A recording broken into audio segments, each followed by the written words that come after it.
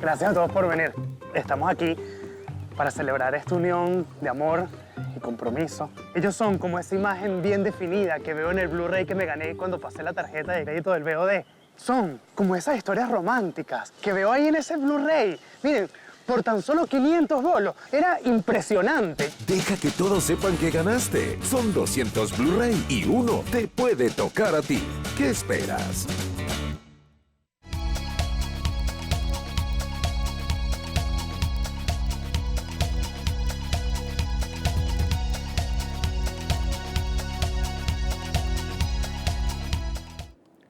Bienvenidos a su programa Detrás del Dinero. Hoy, ayer realmente cerró el precio del crudo venezolano en $57 el barril. La tendencia, según analistas del OPEP, es que el precio del crudo se mantenga aproximadamente en unos $60, por lo menos en este primer semestre, y tampoco se espera que exista un alza importante en este año, a menos que suceda algún imprevisto, ¿no?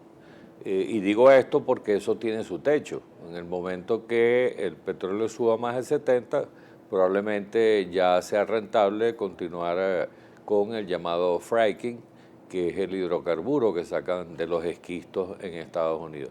Por lo tanto, eso va a ser un techo sobre el precio del petróleo. Además, hay abundantes reservas todavía en Estados Unidos y Europa, como para tener reservas y presionar hacia la estabilización del precio. En relación al CIMADI, ayer también cerró en 199.88, estamos hablando ya de $200, y el paralelo, bueno, está por encima de los 300 bolívares. Hay problemas incluso de escasez de divisas que se notan en el aprovisionamiento y el abastecimiento de productos importados todavía y medicina, igualmente en el otorgamiento de divisas por parte del Estado. Tan es así que ya se habla libremente del tema de la dolarización y incluso ya hay acuerdos y algunas negociaciones con casas automotrices para que se pueda establecer el mecanismo de importación con pago de divisas extranjeras. Hay mucha gente que no está de acuerdo, pero parece ser una salida por lo menos para mantener el empleo en las ensambladoras. Lo que no se conoce bien todavía es el mecanismo.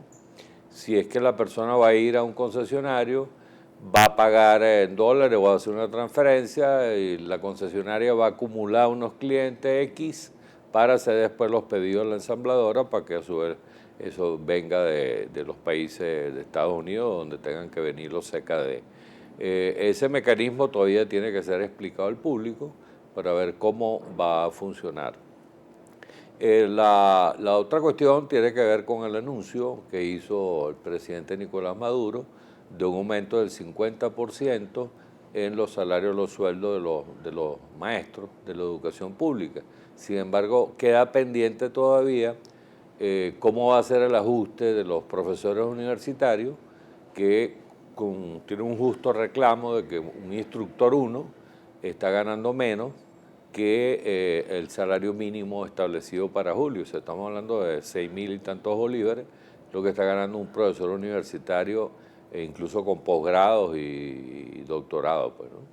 Eso va a estar pendiente. Las universidades se están reuniendo en el día de hoy, las públicas de Caracas, para ver qué acciones tomar al respecto.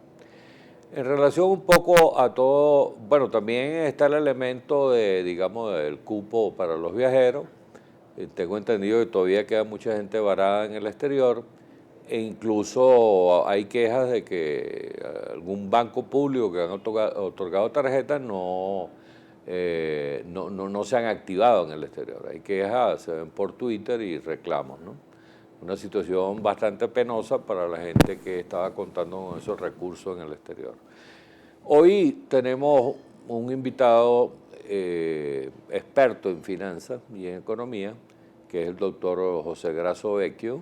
Él es director de la empresa Softline, bueno, ampliamente conocido en los medios. Te damos la bienvenida, José. Gracias, Salvador. Queríamos saber inicialmente cómo ves, digamos, el panorama a nivel de este tema que se está hablando de la dolarización. ¿Cuáles son los alcances reales de esto? Sí, la dolarización, yo he venido reflexionando sobre este tema. Pienso que o se dolariza completo o no se dolariza, pero dolarizar a media es un problema. Y explico, si solamente dolariza ciertos bienes, el precio, o sea, para poder acceder a esos bienes, pero el ingreso es en bolívares, efectivamente poder llegar a esos bienes sería algo solamente para una minoría muy pequeña. Es decir, tendría que ser personas que tengan divisas, por cualquier motivo, porque tenían ahorros en divisas o porque exportan algo y obtienen ingresos en divisas, pero todo el resto de la población pues tiene un problema. El dilema, por supuesto, leía en estos días que algunos señalan como bondades que es preferible que estén los vehículos dolarizados, que pueda haber, aunque sea algunos vehículos, y que le lleguen a algunos a no tener ninguno. Esa tampoco para mí es la solución. De hecho, pasa un poco lo que ha venido ocurriendo con los pasajes, que lamentablemente, pues desde hace ya un tiempo para acá, pues se hace muy cuesta arriba conseguir un pasaje en bolívares. Entonces el pasaje aéreo se convierte en algo sumamente costoso. Por supuesto, esto nos lleva a la inquietud, bueno, y si dolarizamos. Bueno, si dolarizamos, primero que yo creo que políticamente no es viable y no está planteado. En segundo lugar, la dolarización traería un impacto social y un impacto inflacionario y un ajuste, un desajuste para luego lograr un cierto ajuste de unas magnitudes que yo no creo que estén planteadas y que no estén dadas las condiciones. Se podría tomar claro, el ejemplo de Ecuador, para tomar a un vecino. ¿Y El Salvador?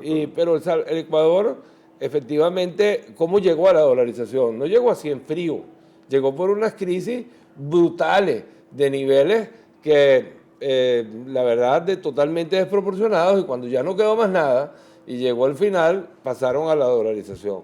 Efectivamente, también cuando tú ves las cosas hoy y tú dices, bueno, la economía está en crecimiento, la inflación está controlada y está en un dígito, entonces parecieran las bondades de haber dolarizado, pero nadie recuerda lo que fue el periodo siguiente, el año, 2 años, 3 años después que dolarizaron, con unos traumas tremendos. Entonces, por supuesto, escuchaba pues con esta noticia del incremento de los maestros. Recientemente, por ser 1 de mayo, también se planteó este tema de, otra vez, que es usual, todos los 1 de mayo hay ajustes del salario mínimo. Pero yo he insistido mucho y creo que esta es otra excelente oportunidad y sobre todo que estamos en el mes de mayo, el mes de los aumentos, que el mejor aumento de salario que podemos recibir es una política antiinflacionaria, es controlar la inflación, porque del resto, si no se controla la inflación, si esto no se ve de una manera integral, a cada aumento de salario salen corriendo a unos aumentos de precio. Eso es lo que hemos conocido en la historia de todos los mayos de toda la vida. E incluso a veces los aumentos de precios se adelantan al 1 de mayo. Y si no, ahí mismo ocurre el ajuste. Y entonces lo que hay es un círculo, yo diría que es un círculo vicioso, perverso, donde los salarios nunca alcanzan a los precios. Pero tú ves, o sea, en esa carrera entre precios y salarios siempre ganan los precios, lamentablemente, y entonces el ajuste que se hace siempre va a llegar tarde. No se resuelve el problema del poder adquisitivo por aumentos de sueldo. No estoy discutiendo que hay una necesidad de hacer ajustes de sueldo. Lo que hay es que trabajar, Salvatore, para que no tengamos más impacto inflacionario. Si la inflación va a ser de 100 y dele por ciento. Hablan hasta de 200. Hay algunas firmas ya internacionales que están hablando de 200, que yo creo que es exagerado, pero sí no estamos hablando de menos del 120%. Bueno, cualquier ajuste por debajo de eso yo estoy perdiendo. Ahora, la solución no es que se decrete un aumento del 120, del 140 o del 150, porque vendrían otra vez otros ajustes de precios que efectivamente dejarían ese incremento ¿verdad? Sin ningún efecto. Y hay una reflexión. Cuando tú revisas las cifras de toda América Latina, que por cierto ya están disponibles, salvo el caso de Venezuela, pero las cifras de inflación... Sí, tenemos 4 meses sin conocerla. Pero ya en toda América Latina están disponibles ya prácticamente al mes de abril. Ya marzo las tienen todos, pero abril ya están saliendo.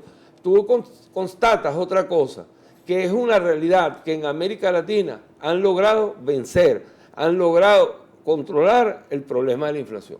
Ahora, ¿tú ves algún esfuerzo o algún adelanto o algún paso adelante en términos de establecer una política antiinflacionaria? Porque hay un problema que es macro, o sea, a pesar de que el petróleo cayó en prácticamente más de 100 que estaba, estamos hablando de 50 y tanto,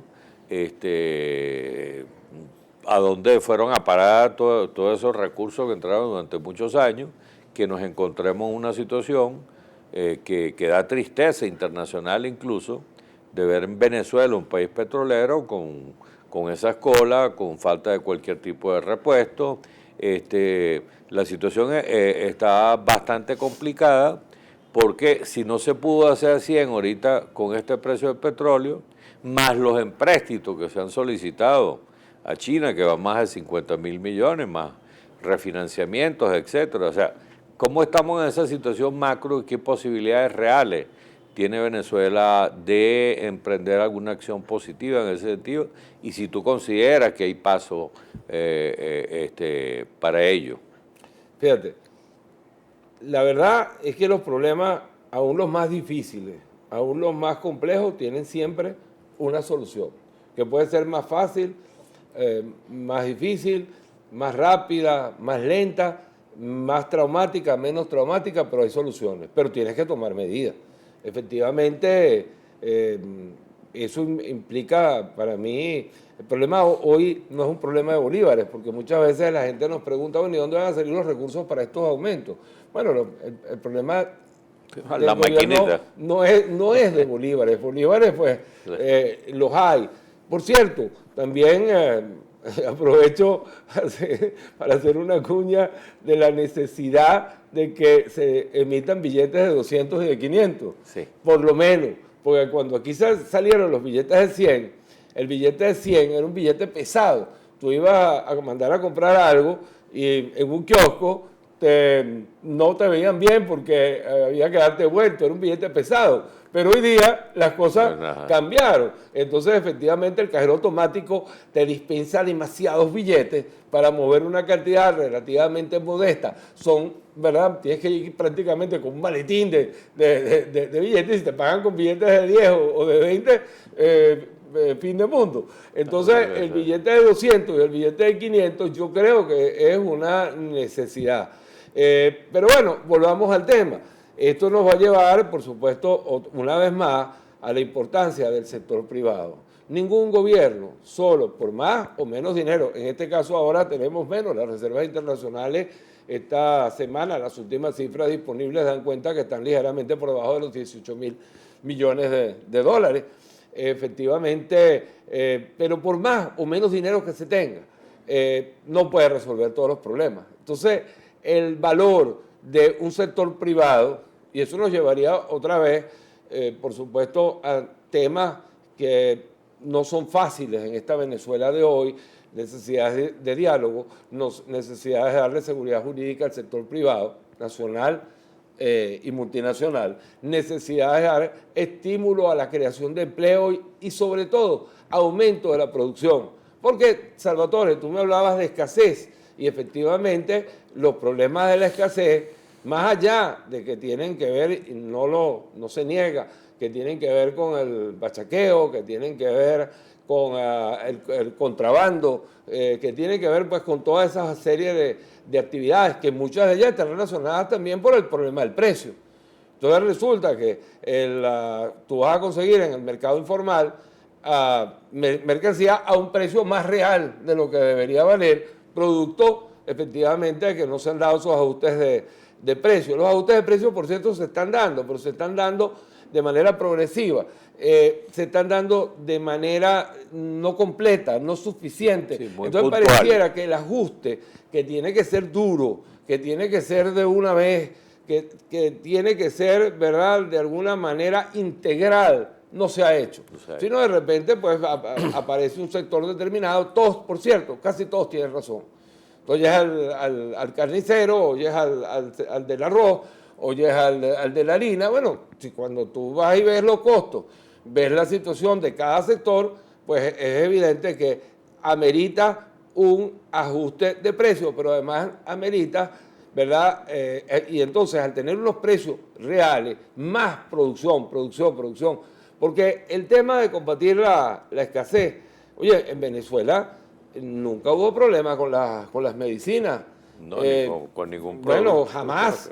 Efectivamente, allí hay un tema que está muy relacionado a dos cosas. Precio, que si algo está muy subsidiado, bueno, se presta a que alguien trate de hacer un negocio de eso.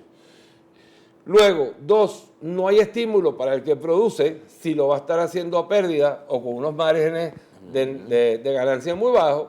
Y tres, efectivamente, ¿verdad?, vienen toda esa serie de tentaciones de estar buscando algún tipo de negocio ilícito que por supuesto condenamos.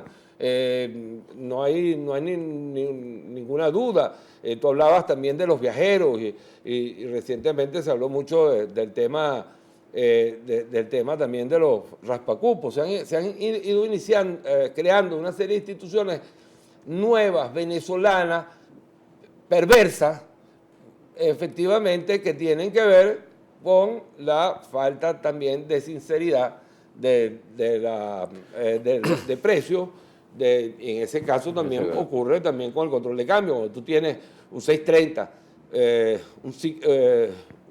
un SICAD, un CIMADI, un paralelo, bueno, por supuesto, esa es otra distorsión donde tú tendrías que ir a converger a un solo tipo de cambio y dar confianza.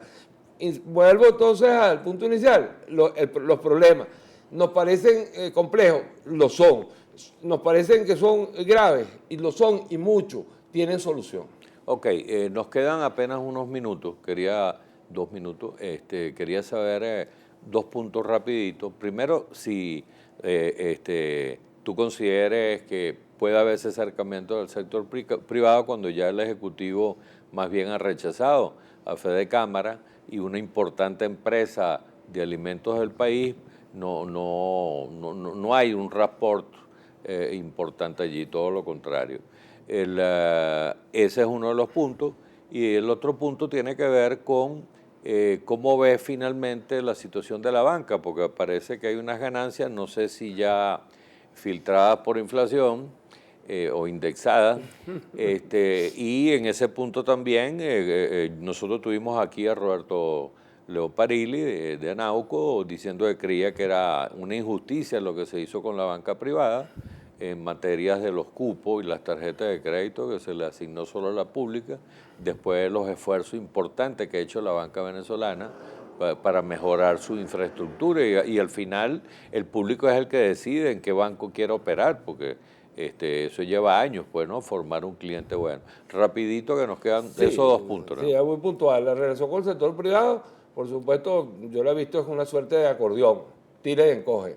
Al rato, pues, vemos acusaciones, vemos distanciamientos, al rato sale por allí la palabra diálogo. No se logra diálogo, Salvatore, tú lo sabes muy bien, solamente por decir que queremos dialogar, sino hay efectivamente una voluntad seria de hacerlo y tiene que haber condiciones de ganar. No hay diálogo tampoco posible, donde yo me siento en una mesa contigo y todo es para mí o todo es para ti, eso termina mal. Claro. Entonces, si no hay esa sana disposición, pues imagínate tú. Bueno, es posible. Mira, yo creo que si los venezolanos no logramos llegar a consenso, no llegamos a un diálogo serio, los problemas van a continuar, pero agravándose.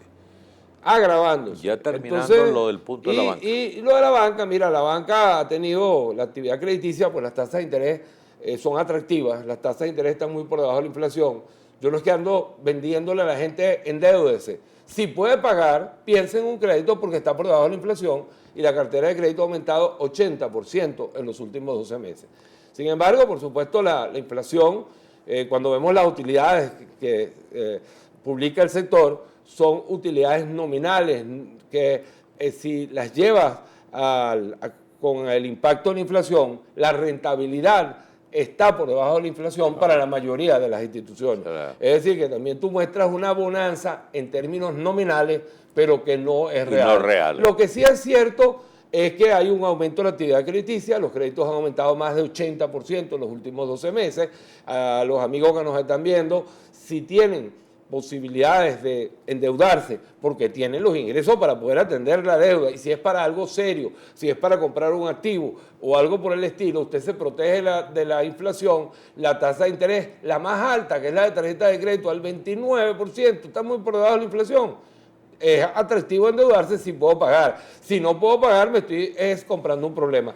Lamentablemente, Salvador, y termino con esto, el caso de las tarjetas de crédito en el exterior, yo creo que una de las bondades que tiene nuestro sistema es que hay bancos grandes, medianos, pequeños, bancos nacionales, bancos extranjeros, bancos a nivel nacional y bancos regionales, y bancos públicos y bancos privados. Y para mí lo bonito es que todos los que nos están viendo, todos los que nos están escuchando, puedan usar el banco de su preferencia. Sí. Uno escoge un banco porque lo atienden bien, o porque es el banco donde me pagan la nómina, o porque es el banco que me queda cerca de la casa o de la oficina. Y si no me atienden bien, pues me cambio. Entonces, la verdad que efectivamente esto restringe. Yo sí creo que la banca privada hizo un gran esfuerzo para atender en el tiempo los viajeros y, por supuesto, las culpas del raspacupismo, que yo condeno y que efectivamente creo que es un tema ilegal y que nuestros compatriotas no han debido hacerlo, viene dado por el diferencial cambiario. Bueno, le damos las gracias a nuestro invitado, José Grasso Vecchio, director de Softline y analista financiero, y esperamos que hayan sido de utilidad las importantes informaciones y consejos brindados por nuestro analista José. Bueno, muchas gracias y nos vemos la próxima semana si Dios quiere.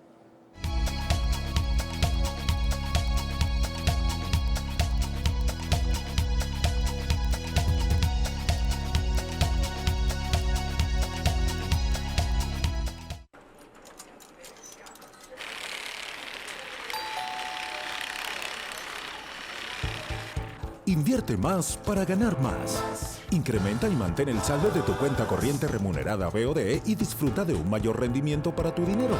Hagamos negocio.